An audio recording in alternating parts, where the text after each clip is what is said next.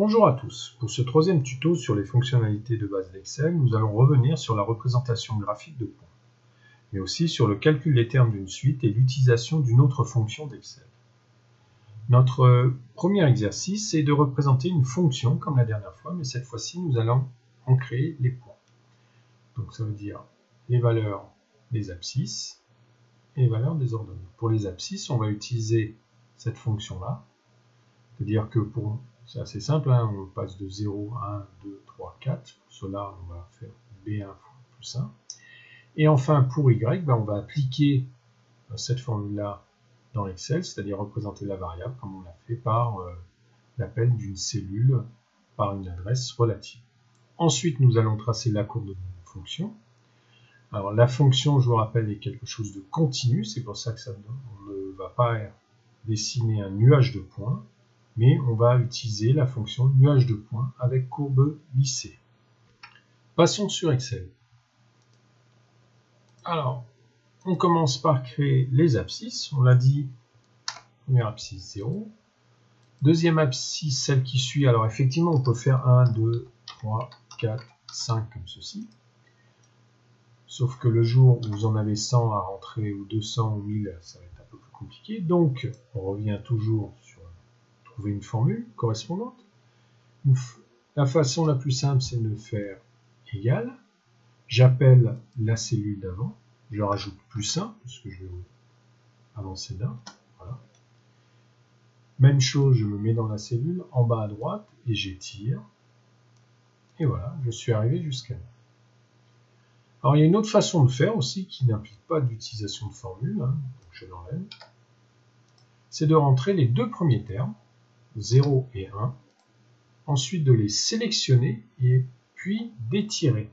Et là, Excel aura compris que, en fait, il y a une évolution d'un nombre à un autre par un pas de 1. Et voilà, on obtient exactement la même chose. Pour Y, c'est différent, là on n'a pas le choix, il faut utiliser la formule qu'on veut rentrer, donc 5 fois 1,2. Alors la puissance, je vous rappelle, c'est l'accent circonflexe après le P sur votre clavier. Alors des fois, il faut le faire deux fois, voilà, pour le voir. Puis on enlève un.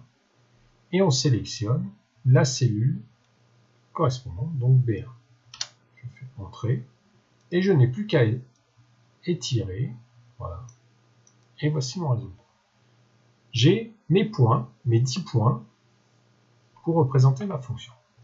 Maintenant, je sélectionne ces 10 points et les titres. Et je vais représenter à travers une courbe. Donc, je rappelle, il faut d'abord appuyer sur l'onglet Insertion. Ensuite, aller dans Insérer un nuage de points. Mais on ne veut pas un nuage de points, donc on va à côté. Il y a un nuage de points. À côté, il y a un nuage de points avec courbe lissée et marqueur. Non, c'est pas ce qu'on veut. On veut nuage de points avec courbe lissée. On clique dessus. Et voilà. On a notre fonction de créer et la courbe correspondante. Revenons sur notre feuille d'exercice afin d'effectuer l'exercice suivant. Voilà. On veut calculer et représenter les termes d'une suite. Il y a deux façons de calculer les termes d'une suite, soit en utilisant la formule par récurrence, soit en utilisant la formule explicite. Ici, on va commencer par la formule par récurrence. Petit rappel, pour une suite arithmétique, on passe d'un terme à un autre en ajoutant par un même nombre, ce qu'on appelle la raison, et pour la suite géométrique, en fait, on multiplie par un même nombre, qu'on appelle aussi la raison. Dans notre premier exemple, on va créer une suite géométrique de premier terme 20 et de raison 1,2. Nous obtiendrons aussi la représentation graphique de cette suite. Alors passons sur Excel. Voilà, c'est l'exercice suivant. Donc, on a nos points. On va créer nos points de la même façon que tout à l'heure, hein, comme vous voulez. Donc, 0, 1. Ça, ce sont les rangs. Voilà, jusqu'à 9. Et ensuite, on va faire la formule par récurrence. Donc, on passe d'un terme à un autre. C'est pour ça qu'on appelle le terme d'avant 20. fois la raison, 1,2, entrée, et puis je n'ai plus qu'à étirer. Et voilà, nous avons créé nos 10 termes de la suite. Ensuite, on veut représenter ces termes. C'est très simple, on sélectionne les 2 lignes, on n'oublie pas de mettre les titres, on fait toujours la même chose, insertion. Cette fois-ci, on utilise bien la fonction nuage de points, et on utilise, voilà, et on obtient un nuage de points qui représente bien nos termes de notre suite. On va revenir sur notre document pour voir ce qu'il y a à faire. L'exercice suivant est la création d'une suite en utilisant la forme explicite, mais ça ressemble beaucoup à ce qu'on a fait avec une fonction, donc on va passer à l'exercice suivant. L'exercice suivant, c'est créer une suite. Cette fois-ci, on va voir que c'est une suite arithmétique, puisqu'on fait plus maintenant. Et on va aussi calculer la somme des termes de la suite. Pour cela, on va utiliser une fonction Excel qu'on a déjà vue, et en utilisant une adresse absolue et une adresse relative. Donc passons sur notre feuille Excel pour l'exercice suivant. Donc on va créer les valeurs de n, on a dit on a 0, 1, on a 0, 1, 2, on va aller jusqu'à 9. Cette fois-ci c'est une suite arithmétique, donc on appelle la cellule d'avant et on va ajouter plus 4. Voilà. On n'a plus qu'à étirer notre formule. Et voilà. On a nos termes de la suite. Maintenant, on va utiliser, on va calculer les sommes de la suite. Donc pour cela, on va entrer égal. On tape SO pour appeler la fonction somme qui apparaît sur une petite fenêtre, c'est la première. Je clique 2 fois. Et là, en fait, je sais que je veux partir du premier terme, donc Q0, donc je veux partir de B2. Et là, en fait, je m'arrête à ce niveau-là, hein, parce que, effectivement, pour l'instant, je n'ai qu'un terme. Donc B2, 2 points B2. Par contre, je voudrais, à chaque fois que je vais avancer, partir de ce terme-là. Donc, je vais faire une adresse absolue. Donc, je fais F4. Voilà. On a fait F4 pour les deux, je sais pas ce que je voulais. Donc voilà. Et j'obtiens bien 10. Effectivement, je n'ai qu'un terme.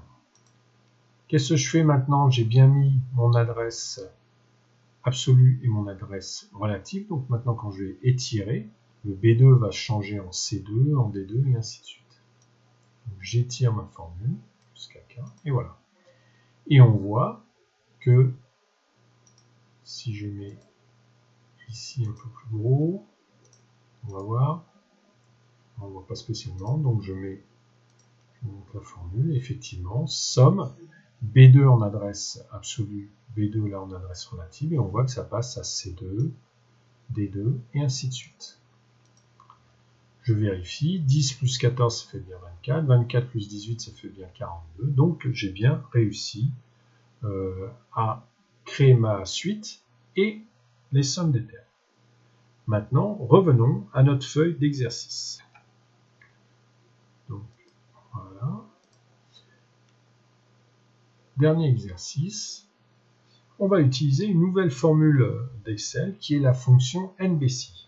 Alors, comme indiqué sur la feuille, elle sert à compter le nombre de cellules qui vérifient une condition. Je peux vous dire que quand vous avez plus d'une centaine de valeurs, vous êtes très content de pouvoir utiliser cette formule. Se compter à la main, ce n'est pas possible. Donc voilà, il y a 2 arguments, plage et critères, donc on va voir comment l'utiliser dans notre exemple sur Excel. On passe sur Excel, exercice ici.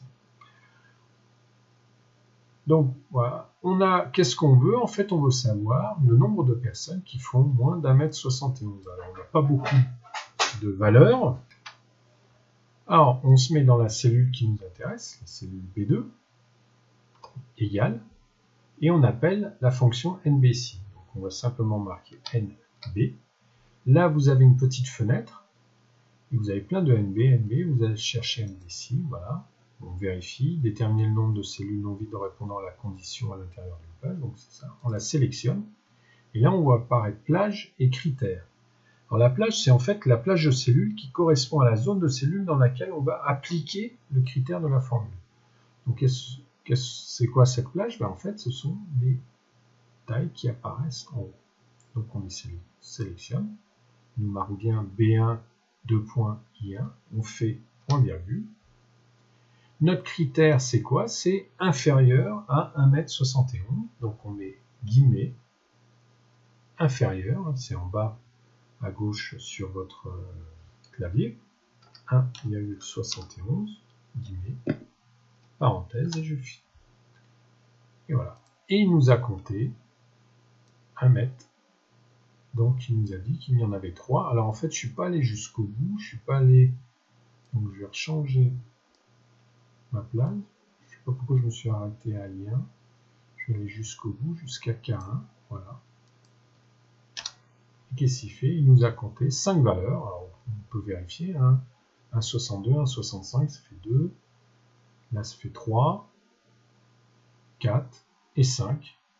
Donc voilà, il nous a bien compté le nombre de cellules qui vérifient bien la condition inférieure à 1,71 m. Voilà, merci, au revoir à tous.